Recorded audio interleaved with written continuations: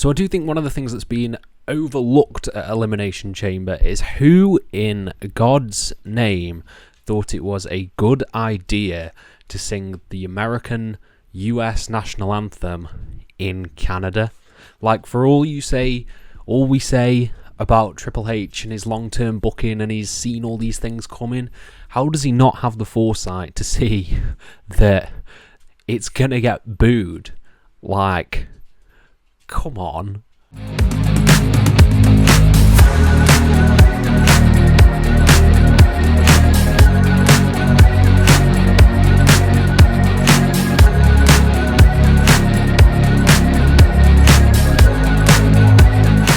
Hello and welcome to FTTR, I am Hugh McQuaid and today we are talking about Elimination Chamber 2025, Elimination Chamber Toronto. That's right, we are talking about the big WWE PLE that happened yesterday, and my god, is there something to talk about. Now, before we dive into this, please hit subscribe, please like this video, please comment your thoughts down below and I'll try to reply to every single one of them as we dive into this. So there should be, right now, on the title of this video, if you've clicked on this video, a big spoiler after the video title, because I have seen a lot of channels posting spoilers. So if you have managed to stay off the internet and if you have not managed to watch the show yet, please click away because you will be spoiling yourself of a hell of a big surprise. That's all I'll go into now. So now, please leave. You have roughly 3 seconds while you enjoy this picture. Okay. We're back. So, let's talk about what everyone's talking about. John Cena has turned heel. Finally, after all this time, John Cena has turned heel. And you know what? As someone who is not a massive WWE fan, I don't particularly enjoy their product. I think this was one of the coolest angles that they have done in a long ass time. Probably a year since we had an angle that was this good and got this many people talking, because I think The Rock coming in has made everything a bit of a mess, and like everything's a bit weird. He was friendly with Cody, he's now not. It is not being you're telling me they planned this out a year ago? They definitely did not. So having Cena be the one to turn heel, I think is the absolute right decision. You know, Rock offered it to Cody. We all knew it's not going to be Cody. You had this big segment in the ring with The Rock and Cody Rhodes on SmackDown. I'm going to take your soul. He didn't take his soul. Cody's soul belongs in the ring, and I think that's so true to the character of Cody Rhodes and how he comes across. But the way this angle was executed was so well done. The way it was shot was awesome. You know, the close-up on Cena's face, the throat slit by Dwayne, the kick to the dick, and then the beatdown was awesome. It is genuinely one of the most shocking and coolest heel turns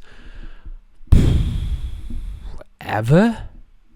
Like, you've obviously got Hogan, the NWO, you've got Austin turning heel. They're probably the big three that I can think of. I can't think of any heel turns since then that was as monumental, because John Cena's always been a good guy. He does all the Make-A-Wish stuff. He's granted the most Make-A-Wish wishes ever, and now he's the bad guy. He won't be able to do that stuff. I think it's so fascinating. I think there's so many avenues they could go. They could go with Hollywood Cena. They could go with a bit of a brutal, ruthless aggression Cena, because that's what we saw here. We saw him beat the piss out of Cody Rhodes. You know, Cody Rhodes was bloodied. He was then whipped. It was really, really cool. Why was Travis Scott there, though? That Travis Scott just being in the corner was a bit weird. Like, I don't know how he plays into this, but I guess we'll see. But yeah, it was an exceptionally well done angle, and that's pretty much all there is to say. I think this is ultimately going to lead to a redemption arc for Cena. I think he will win the title at WrestleMania, probably with Rock shenanigans, with a low blow, something like that. And then we get a run until SummerSlam, in which he's sort of under the thumb of Dwayne. He's under the thumb of Dwayne being the corporate champion, and he's like, you know what? That's not what I'm doing here. That's not what I'm doing here. I actually think one of the coolest reveals potentially for this could be John Cena in one of his really oversized suits, standing next to Dwayne, and then at some point he just rips open his shirt and he's got the goofy, bright colours on underneath. And yeah, I don't think we're going to get a Dwayne The Rock Johnson versus Cena match, but it would be an interesting way to pull it off. I don't really know where we go from here other than the redemption arc, because I don't think The Rock's going to be wrestling anytime soon. He's probably only going to show up for WrestleManias. Cena said he's retiring at the end of the year. I think the best way to go for this, and I know that I am fantasy booking here, this is how I would do it. I would not have the redemption arc. That is how I think it will go. We will have the redemption arc. I think heel Cena up until his last match where he loses the belt again to Cody, and you have that true passing of the torch moment of John Cena, the ultimate babyface, the ultimate good guy who went to the dark side, is turned back to the light by your Luke Skywalker-esque figure, Cody Rhodes. And that is the passing of the torch, two faces of the company. Yeah, that is how I would do it. Like, I think it's an interesting predicament. Awesome angle. And I am excited for WrestleMania now, more so than I was. So a few other things to touch on at the Elimination Chamber. We got Randy Orton coming back. I think that was pretty nailed on that he'd come back and feud with Kevin Owens. I'm not necessarily interested in a Kevin Owens versus Randy Orton match, because I don't think it'll be great. I hope it has some of the, well, for Kevin Owens' body's sake, I hope it doesn't have all the smoke and mirrors that have plagued his matches recently. But I imagine it might have some sort of stip. I feel like it needs a step, but Kevin Owens has just been doing stipulations. He did the ladder match, he did an unsanctioned match. I don't know what type of match you could do with Randy Orton, but who knows?